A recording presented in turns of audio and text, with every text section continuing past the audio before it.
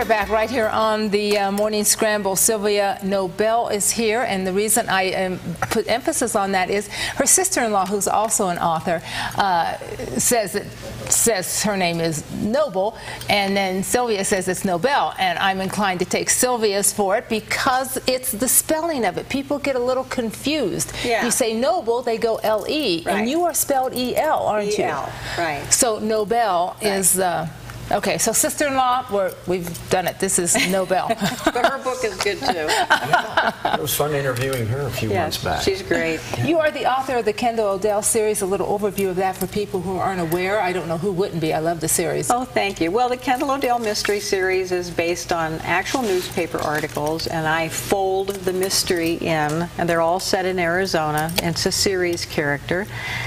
And what I wanted to talk today about was the book trailer that we made, and I have some tips for other authors who may want to do a book trailer. Book trailers are becoming very popular, aren't they? They are. They're equivalent to a movie trailer, only for a book. For a book. Okay. And, you know, it's just a little additional marketing for your book. Is that what's the next book coming out, a few pages at the end of the previous book? Is that what that is? No. The book trailer is a preview of a book. It's like a movie trailer, only you're making a little book trailer just to entice people into reading the book. Okay. So what I wanted to do was give some tips to people who are thinking about making a book trailer. I want to say movie trailer when I speak because we're so used to saying. You can spend very little on a book trailer. You could probably do it for practically nothing if the author wants to just put on some photos and maybe do a synopsis of their book as a voiceover and then post it on YouTube. Or you can spend a little bit more money like I did. And I think the most important thing before you start is the preparation of it, because when you get to the day of the shoot, you have to have everything together. Now, we have some footage of the making of a book trailer, behind-the-scenes look at making a book trailer. What is involved in doing this? And it's not a simplistic process. I wouldn't think so. I was glancing at some of the stills that she sent in some of what we're going to show, and it's just like setting up for a movie. It's just like a little movie, only we shot for one day instead of a month. But it gave me a very good insight into the amount of work that would be involved doing an entire film. So now, in doing it in a day, I imagine if you made it even more elaborate, it would take more than one day. Yours took a day. Is that what it took? If somebody wanted to get really involved, I guess you could stretch the tape. Sure, you could. Yeah, but you wouldn't want to. But I was just looking at some of the footage here that's showing, and first I had to find the location, which is the Thompson Ranch near Congress. And then I was very fortunate to have a gentleman by the name of William Wages, who agreed to come out and do the film for me, and he's been doing films for over 30 years in Hollywood. Wow. But some of the preparations is that because we were going to be on location and there was not going to be any power or water, we had to rent a camper. And then for the opening scene for Kendall, I had to rent a convertible. That we just saw her That we just saw, and then I had to hire a tarantula handler through A1 Animal Talents. That was an interesting phone call. You can't abuse that tarantula there. No. Peter would get you on that. That's right. Well, I had to get everything cleared, actually, through Hollywood. Amazing. So they didn't have to send somebody to the set to see that we didn't injure the tarantula. Right. And so it was kind of interesting in the scene because the gentleman that played Tally, he wasn't real keen on picking the tarantula up. Well, I can't blame him. And then in this scene here, Jerry's rushing through the car to create a little dust in the air because it gives the film kind of an organic quality to have a little dust in the air. So he had to go back and forth in the car. It is Arizona 3 or 4 location, times. after all. And then he had to get the car parked for her. And it was so fun driving the convertible out there. That was probably the best fun of all. And then we ended up using Joe Job's truck because the truck we had picked out was too small because he was too tall. So you do have to punt occasionally, and we knew we were a victim of whatever the weather was going to be. So we were fortunate. The dust in the air is getting to me here.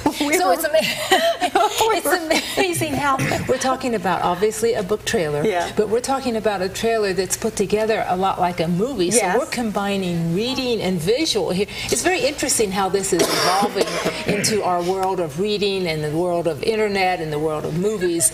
It's all becoming one, isn't it? It is. And what they're doing is they're taking scenes like this and they're folding it into the ebooks. They're actual scenes. Yes. Instead of you remember the old books where you'd turn a couple pages and then you'd have a photograph. Oh, Nancy Drew was notorious. Nancy Drew, of course. There you go. Well, now they put actual, scenes in the ebook. You can put them inside the ebooks. And they're doing that with the children's ebooks. That's very educational. So you're right. The action, the movie, the video, the audio, and everything is just melding together. So you said that looks pretty involved. You said it's next to nothing financially to do it. Is that in comparison with a movie? If you don't want to do something like that, that was not next to nothing. That cost me a few dollars. Okay. So the preparation is that it actually took me 4 months to do the preparation for this, for 1 day shoot. And then how much time elapsed on whatever, YouTube or whatever, how much time is involved with the 1 day shoot? I'm not quite sure I'm following your question. When does that production get shown, and how long is that? Well, it's on YouTube now. Okay, and how long is it? What's the duration of that? The duration to get it on, to put it together. There's editing involved. Okay, let me back up just a little bit. I wanted to give some of the preparations for the authors. Okay. If they're going to do something like this with live action, we had to do a storyboard first, just like you do with a movie. Yeah. And then we had to write a little script for the audio, because we didn't do any audio in the filming. We had to go to a sound studio afterwards and put in the audio afterwards, dubbed it in. So there's an editing process. There's a pre-production process. And during the pre-production, of course, I had to rent the motorhome, rent the convertible. I had to audition the actor and the actresses. Find a tarantula. I had to find a tarantula, and we did that because in the opening scenes of Deadly Sanctuary, for those of you who have read it, it was javelinas, but we couldn't use javelinas because they're very expensive and they're very squirrely, and they have to be contained, and it would have been really expensive. And then there's the post-production. And then the post-production was the editing afterwards, where they, Bill Wages went through and cut and cut and cut and cut, because we wanted to cut it down to about a little over 2 minutes. Has there been research to show, and we can maybe discuss this after the break, to show and I don't know how you do an A-B comparison, but to see how much effort is put in versus increasing book sales? Have studies been done on that to see if it's worthwhile? Because you have several books. You have a following. I do. Is it necessary to do that? A, and B, does it increase the sales enough to make it worthwhile? It's not necessary to do it, but it's an additional marketing tool on top of everything else. It doesn't do YouTube, right? And it can get on YouTube. It can get lost on YouTube too, because there's so much on YouTube. So much. Sylvia, please stay with us. Sylvia will be back after the commercial break, and we will open the phone. If you have a question for Sylvia, please be prepared to call and talk to her. It is a rather short segment when we come back, so if you want to talk, get on that phone immediately. Money Radio 1510 brings you the Money Minute right now. When we come back, Sylvia Nobel.